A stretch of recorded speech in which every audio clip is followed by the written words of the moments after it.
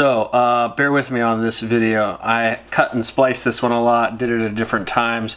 You'll see me wearing different clothes, but what this is a review of my Garmin Zumo 660LM and the apps and other technology that I use on my trip. So again, I apologize for the cut and paste, but I just couldn't do it anymore. I couldn't go back and film anymore on this one. I just got to put this one to bed. So I apologize for the quality. Hope you enjoy.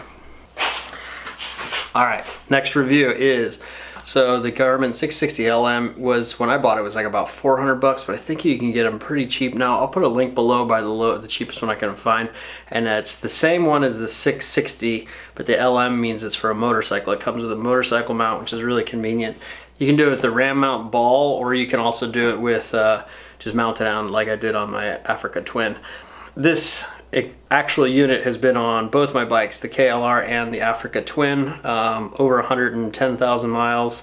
I've had no issues with the actual unit itself. I did have to buy a new mounting system, which I got on eBay very cheap.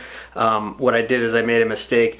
There's a dongle that comes out with 3 wires for auxiliary stuff and power, etc. I didn't wrap those with tape. I just kind of let them hang, and that was a big mistake. And there was a short in just the mounting cradle wiring harness. So let's get into the review.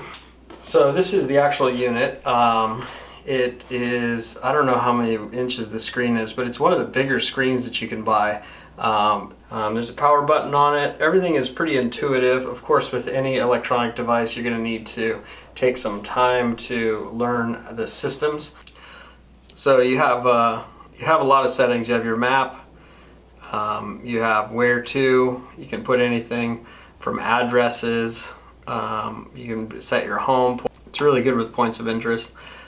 Favorites. You can do intersections, load custom routes, browse maps, coordinates, track back.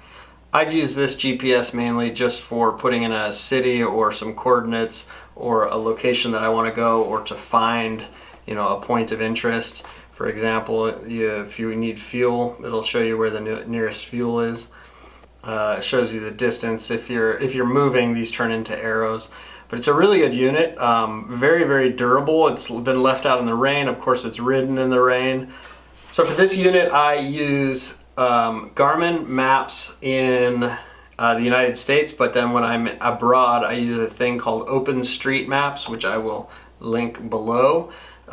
It's a free open source map.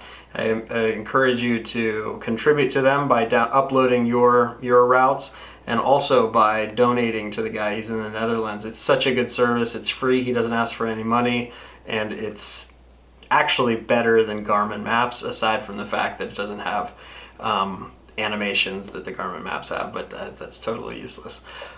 The unit comes off the cradle pretty easily by pushing this button right here. This is the second cradle that I've had, and there's actually a little cover that I never use that covers this up if you wash the bike or leave it outside. But I've done hard off-road, and this thing has never fallen out, so I need to knock on some wood. So the Garmin Zumo 660LM, I really like it. It's very inexpensive now. It's worked perfectly for me. But one thing I forgot to mention is that it works with gloves.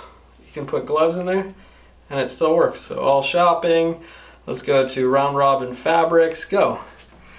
And it shows you where you're going. So with gloves it works. You know, you can even scroll with gloves. You know, you can scroll with gloves. You'll see how this mounts to the bar. This is actually my CamelADV windscreen brace, and I took it from the Honda bar and I put it onto the windscreen mount, or the windscreen brace mount, and it brought it up a little bit, and it mounted a little bit higher. This is really adjustable. You can tilt it up, you can tilt it down. It's aces.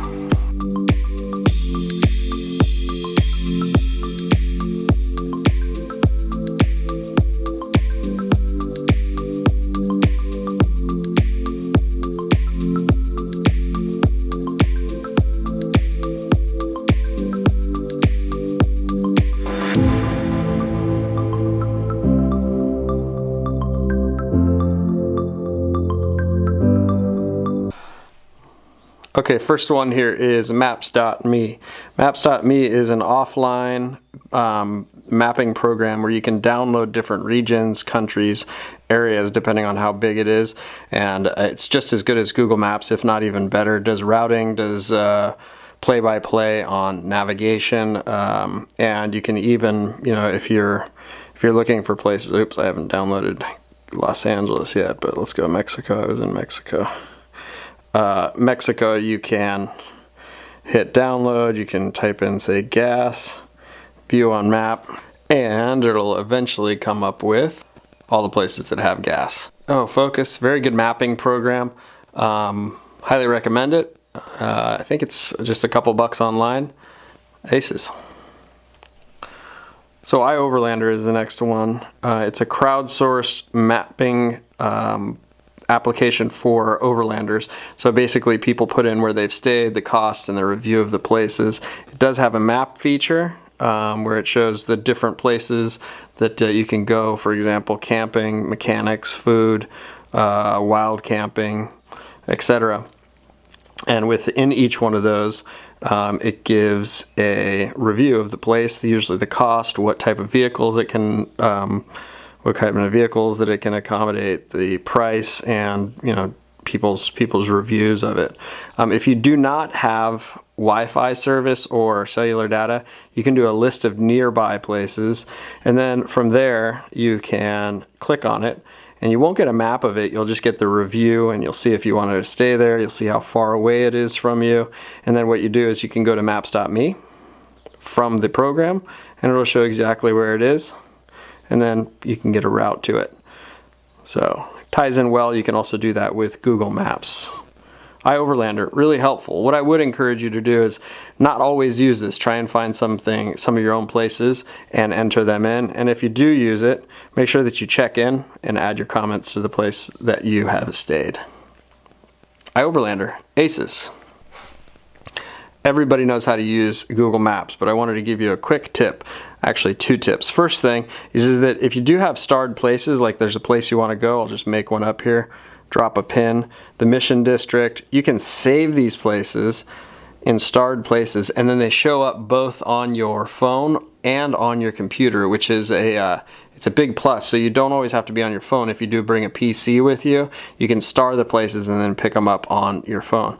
The second tip that I wanted to give you is offline maps. So this Google Maps has a feature where you can make a custom map of where you want to go and download it to your phone. So when you are in the place, you don't necessarily need Wi-Fi service or data service to get the detail. So all you do is you go to the little three bars at the top, you go to offline maps, you go to the bottom, you go to custom map, and then you zoom in. It only lets you zoom out so far, so that's as much as you can get, and then you just hit download.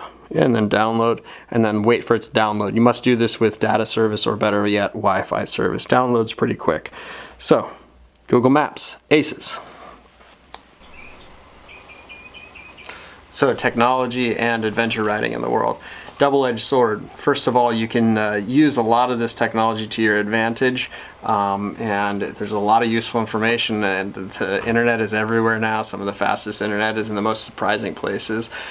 Second thing is that you want to always make sure and use your best judgment with real-world information. So, you know, first of all, don't put yourself in any precarious situations just because you're following your phone through a map. Look around you, make sure you're not in a bad area. The second thing you can do is don't miss out on anything because you're so focused on using the information that's in front of you.